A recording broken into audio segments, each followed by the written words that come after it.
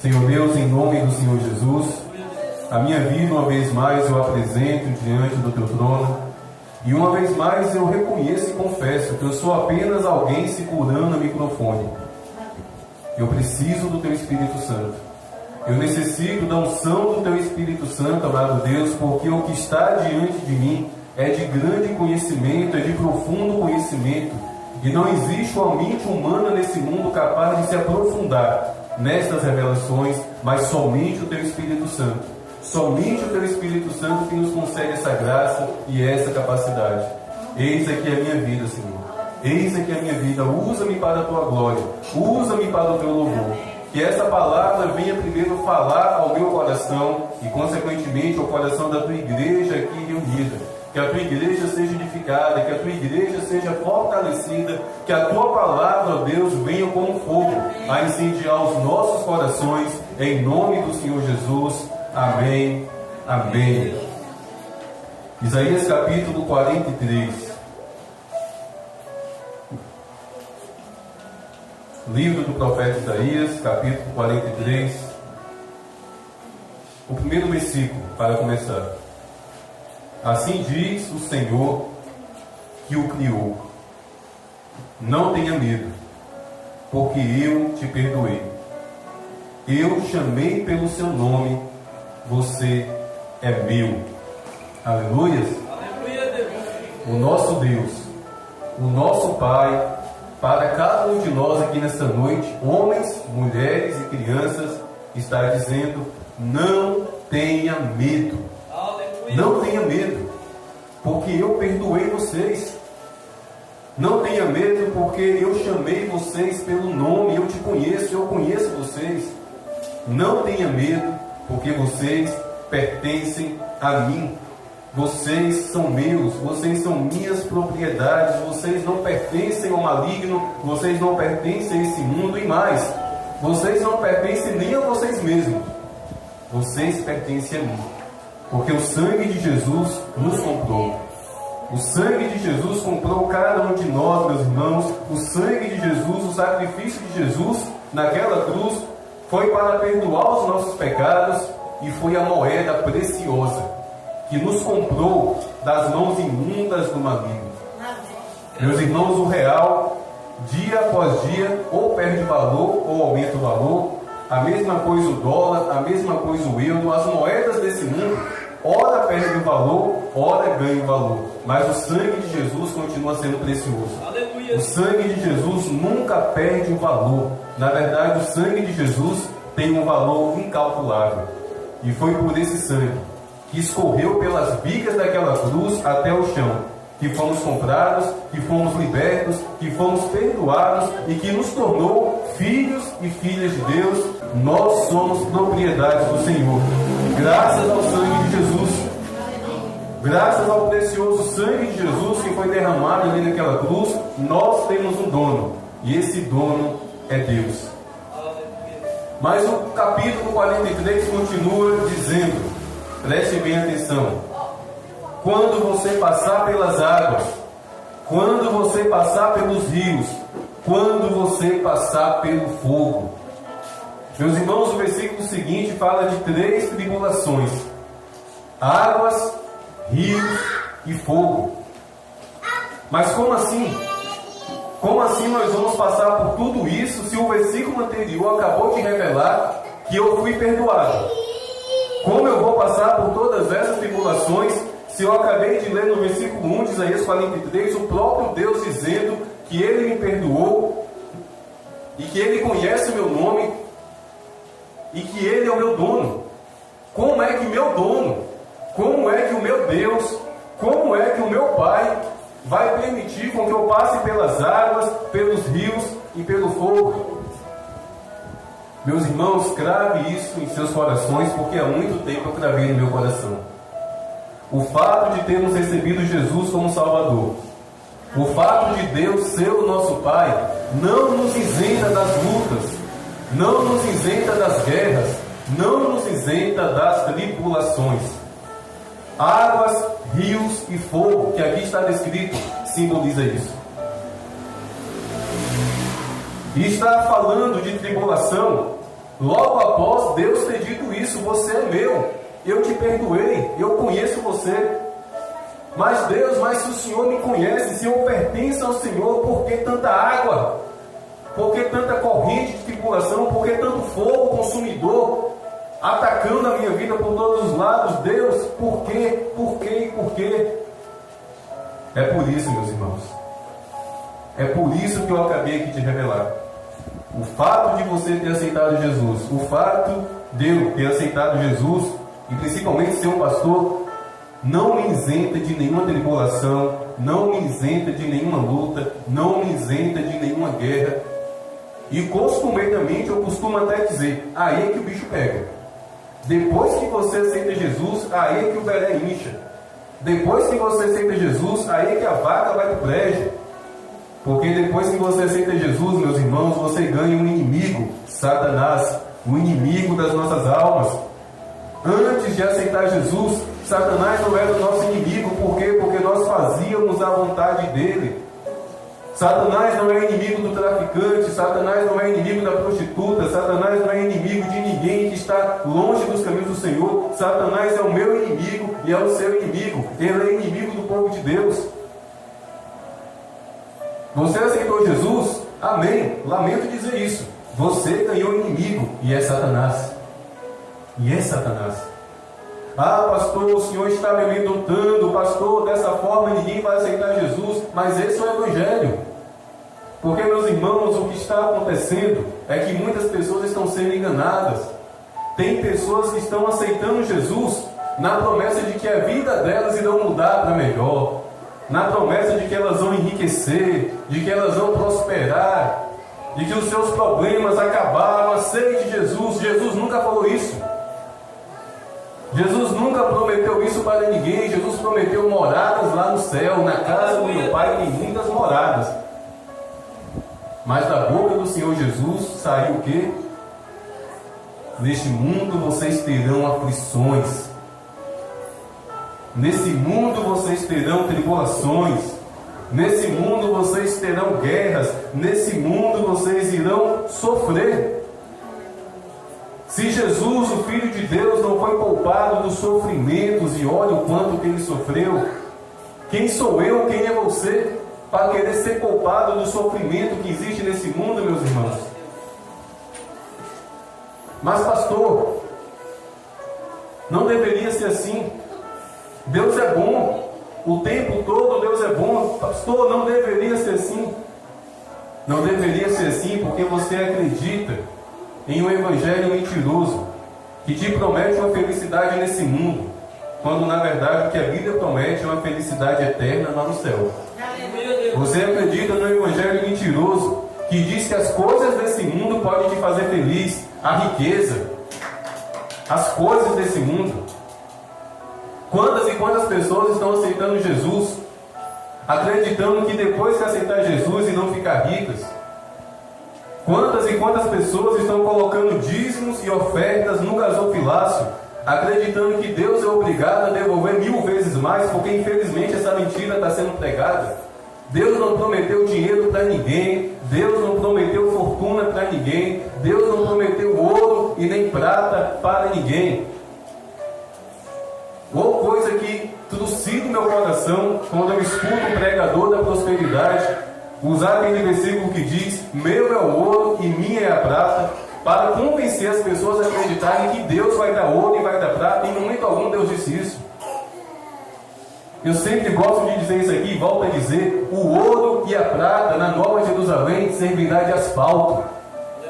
Aquilo pelo qual os homens se matam nessa terra, Deus usa como asfalto, ruas de ouro lá no céu, e ninguém vai ficar babando, ouro, não, porque a maior riqueza lá no céu vai ser Jesus.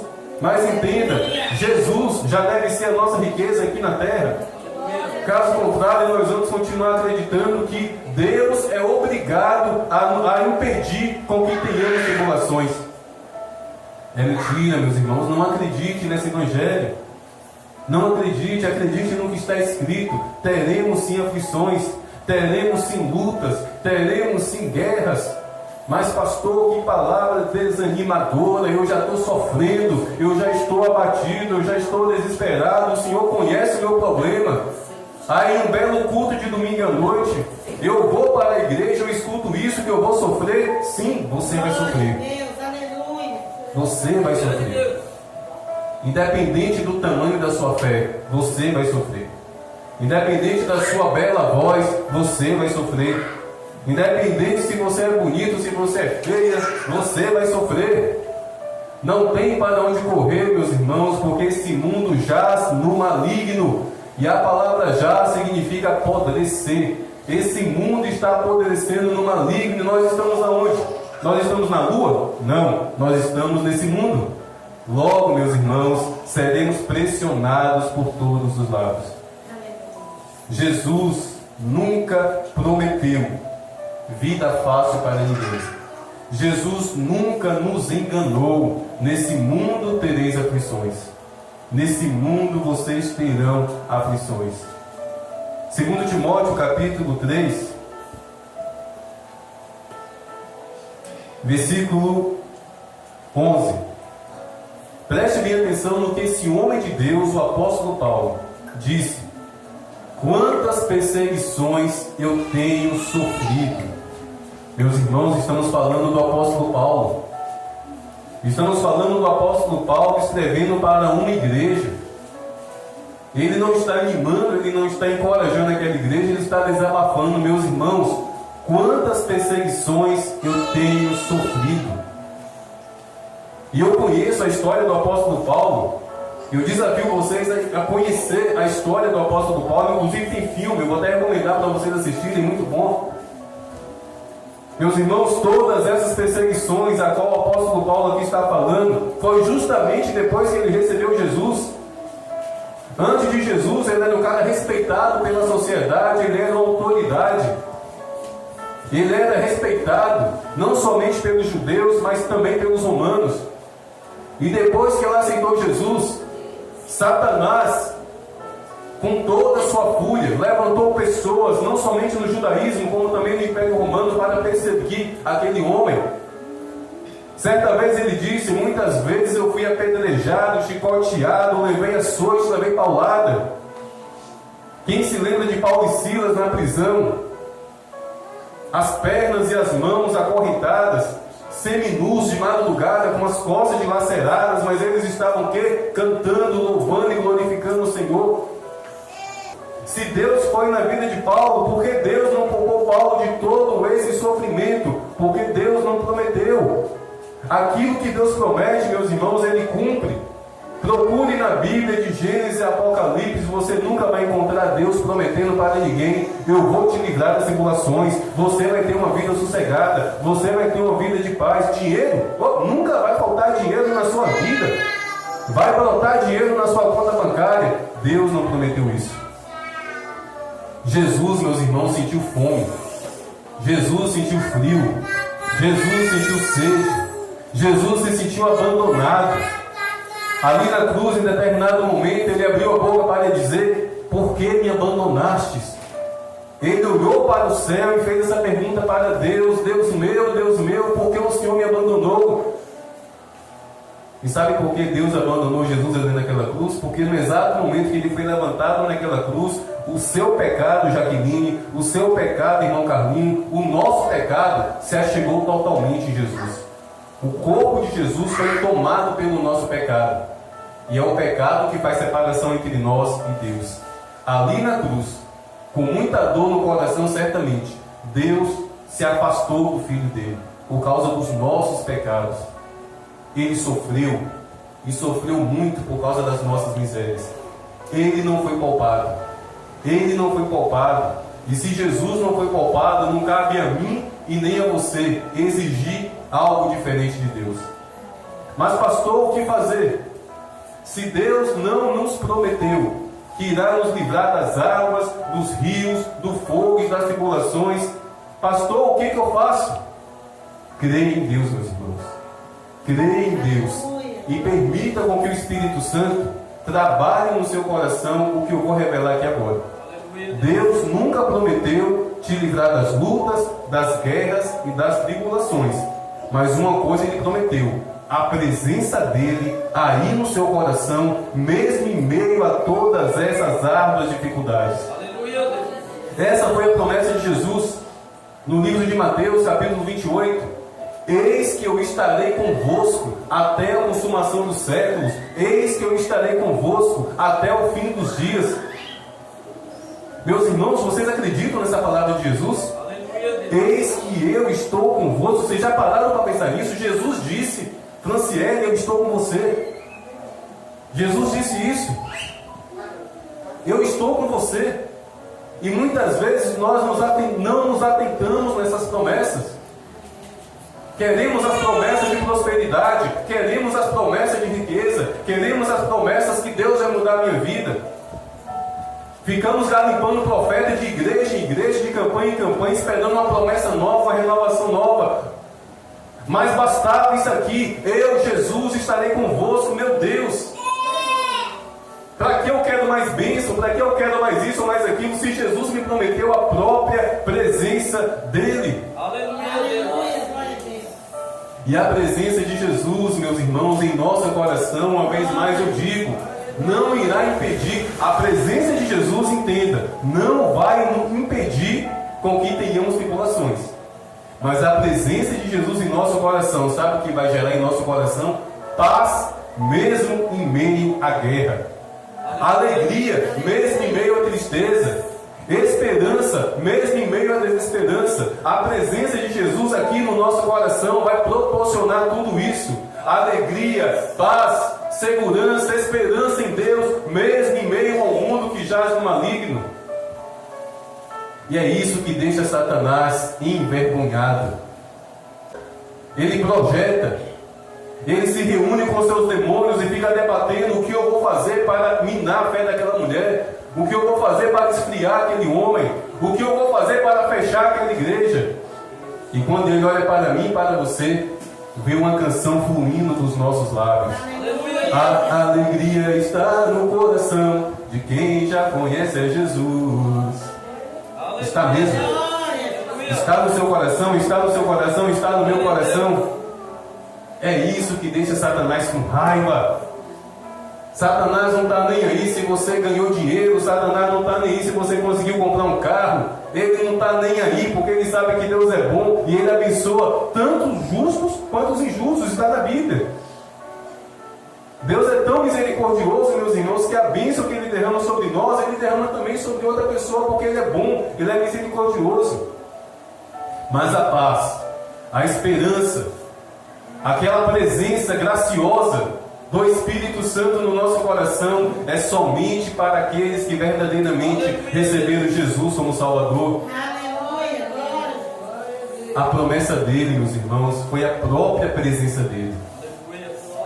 Meus irmãos, todos os homens e mulheres de Deus, esse culto seria curto para me citar cada um deles. Mas a começar de Moisés, Moisés sofreu. Todos os profetas sofreram. Todos os apóstolos sofreram. O apóstolo Paulo sofreu, o apóstolo João sofreu, o próprio Jesus sofreu.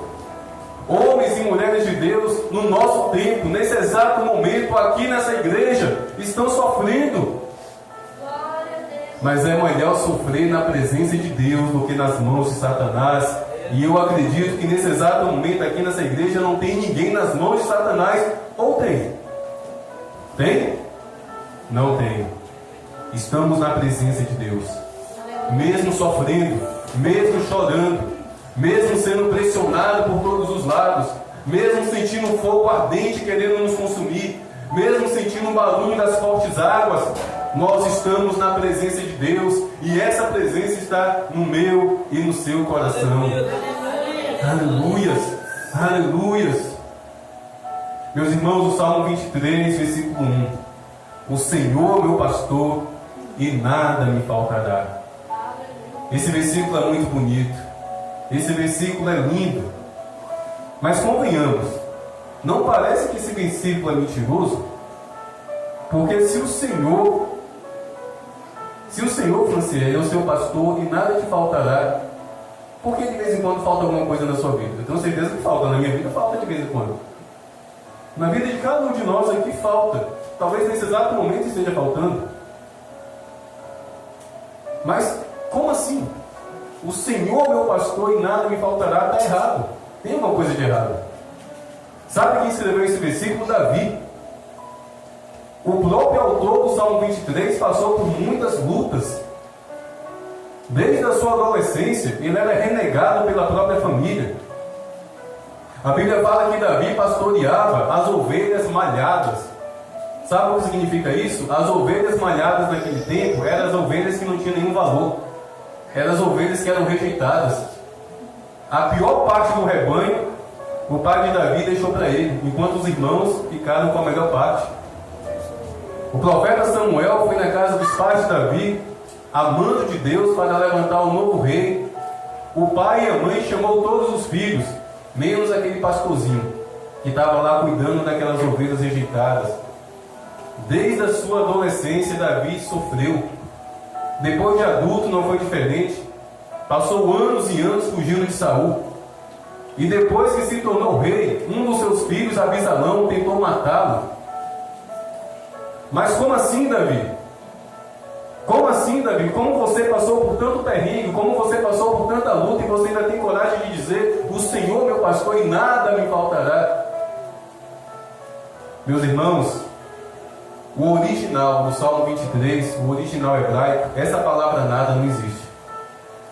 Essa palavra nada foi acrescentada séculos atrás, mas o original hebraico diz o seguinte: o Senhor é o meu pastor e não me falta. Sabe o que é isso? Deus é o meu pastor e Ele não me falta. Entenda, eu não estou amaldiçoando vocês, mas preste atenção no que eu vou falar. Que falte carne na sua casa, mas que nunca falte a presença do seu pastor. Que falte aquele eletrodoméstico que você tanto quer comprar, mas que nunca falte a presença do seu pastor. Que você venha sentir falta de tudo, meus irmãos e minhas irmãs, mas que nós nunca venhamos sentir a falta da presença do nosso Deus. O Salmo 23, versículo 1 não fala de coisas. Porque se o Senhor é meu pastor e nada me faltará, por que faltou para Jesus? Certa vez a Bíblia fala que ele sentiu fome, não tinha nada para comer. Ele foi até uma figueira, nem frutos tinha. Mas não faltou em Jesus o poder de Deus. Não faltou em Jesus a presença de Deus. Que nos falte tudo nesse mundo, menos a nossa maior riqueza e única riqueza, que é a presença do nosso Deus. E ainda no Salmo 23, versículo 4, tem um versículo que eu amo, porque podemos aplicar de duas maneiras. Primeiro, a respeito daquelas pessoas que ainda não receberam Jesus. De qual forma? O versículo 4 do Salmo 23 diz: ainda que eu ande pelo vale da sombra e da morte, não temerei nada, porque o Senhor está comigo.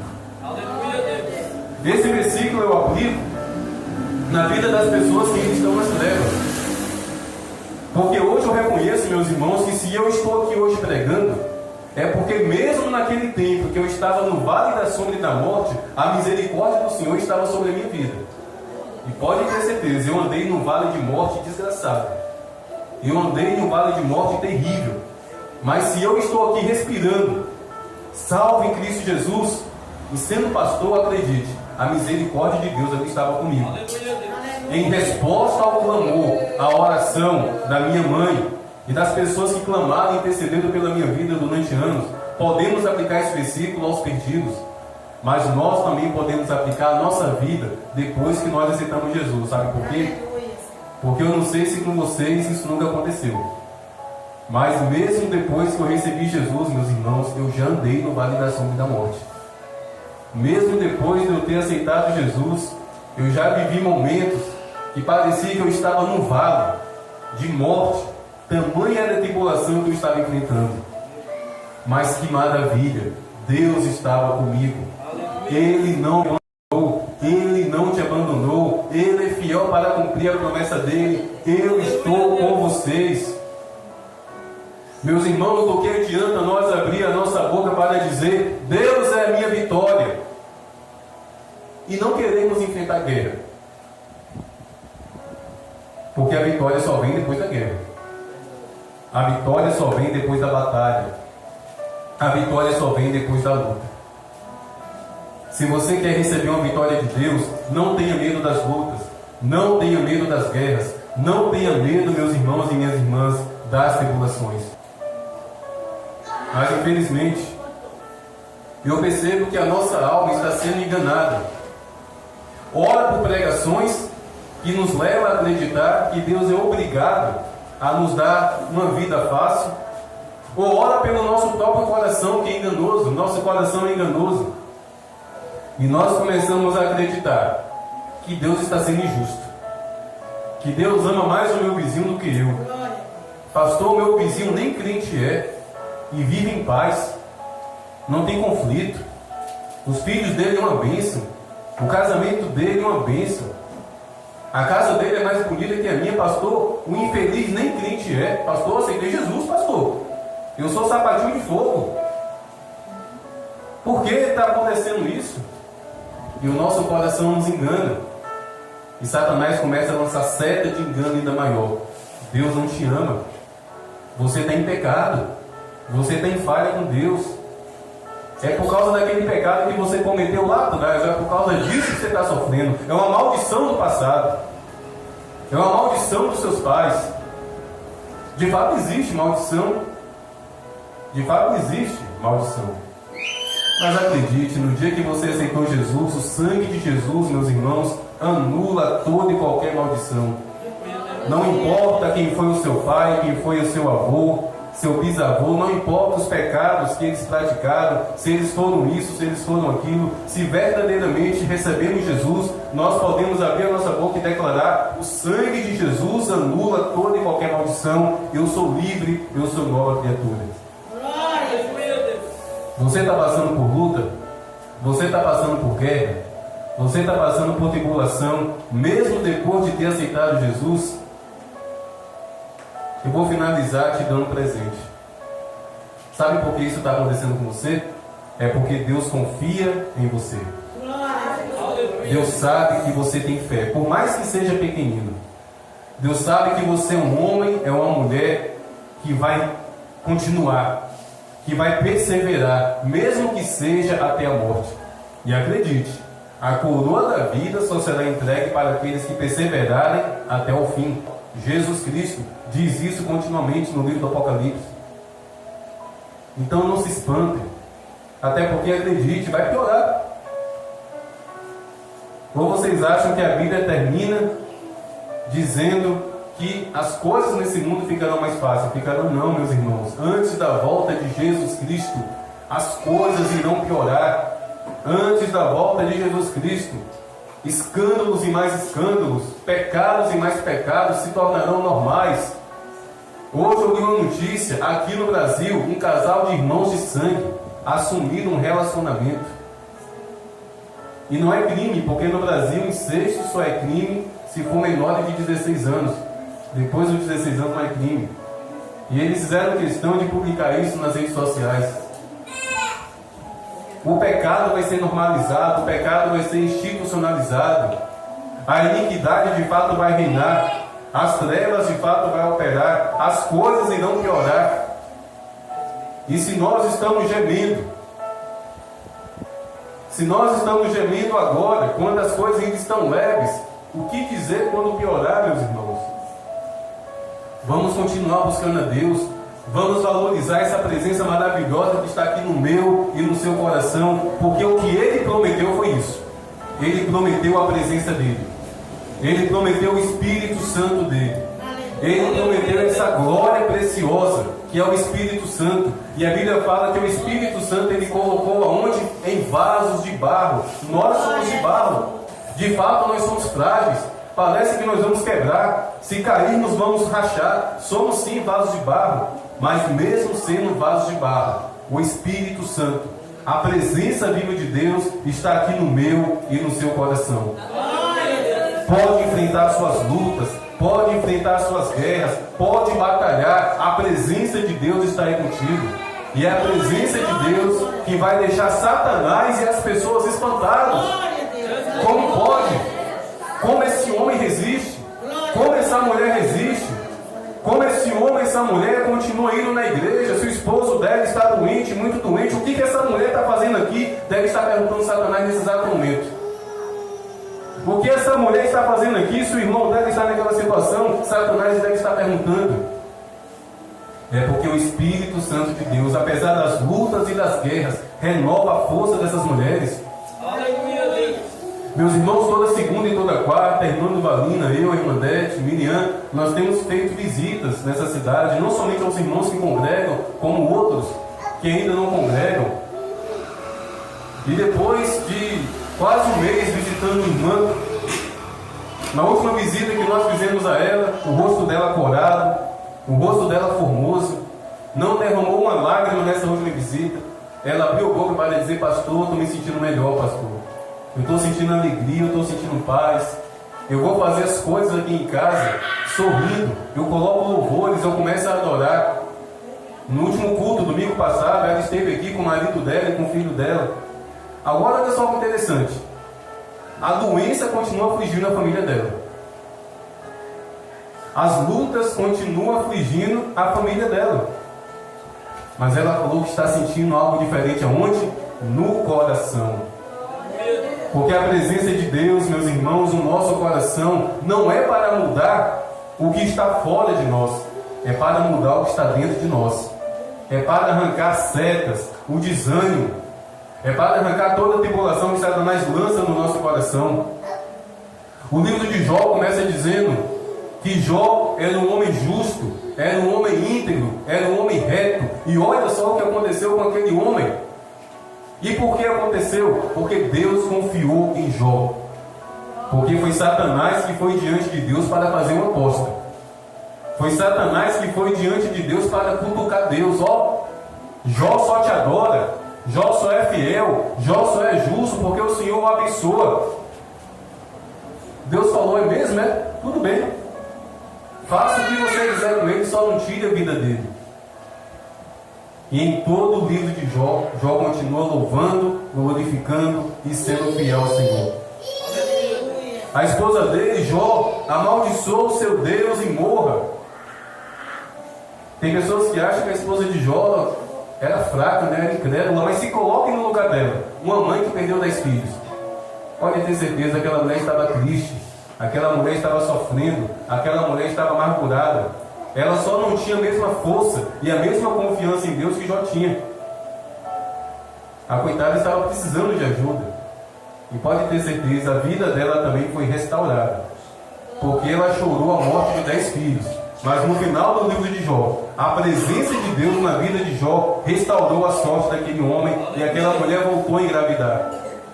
E as filhas dela, a Bíblia diz que foram as mais belas, as mais bonitas daquela região. Jó perdeu a riqueza, Jó perdeu a saúde, mas Jó não perdeu a fé na presença de Deus, que era o mais importante na vida dele. Aleluia. Tenha, meus irmãos, essa confiança. Tenha, meus irmãos, essa paz. E acima de tudo, se preparem. Se preparem. As águas irão aumentar. A correnteza dos rios ficarão mais forte. Um fogo ardente irá queimar ainda mais nesse mundo que jaz na mão do maligno. Mas veja o que Isaías 43 diz. Aleluia. Isaías 43 fala de fogo. Isaías 43 fala de rios, fala de águas, mas fala também de tudo aquilo que eu acabei de falar. Quando você passar pelas águas, eu estarei com você. Quando você passar pelos rios, eles não o submergirão. Quando você passar pelo fogo, você não se queimará, as chamas não irão lhe atingir. Mas nós vamos ter que passar pelas águas. Nós teremos que passar pelos rios, nós teremos que passar pelo fogo, mas a presença de Deus nos fará passar. O profeta Isaías nos está dizendo: a água vai te afogar, a correnteza vai te levar, o fogo vai te queimar. Através do profeta Isaías, Deus está dizendo: nada disso vai afetar a sua vida. Você vai enfrentar o fogo, você vai enfrentar tudo isso, mas a minha presença contigo, meu irmão, minha irmã, vai fazer, aleluias, vai fazer com que Deus nos faça permanecer de pé. E para finalizar, entenda: estar de pé diante de Deus significa estar de joelhos diante de Deus. quer vencer, quer avançar, quer receber a vitória, quer sentir paz no coração mesmo em meio às guerras, esteja de pé diante do trono de Deus, mas de joelhos, diante daquele que vive, que reina e que nos prometeu a presença dele, habitando ricamente aqui em nosso coração. Amém?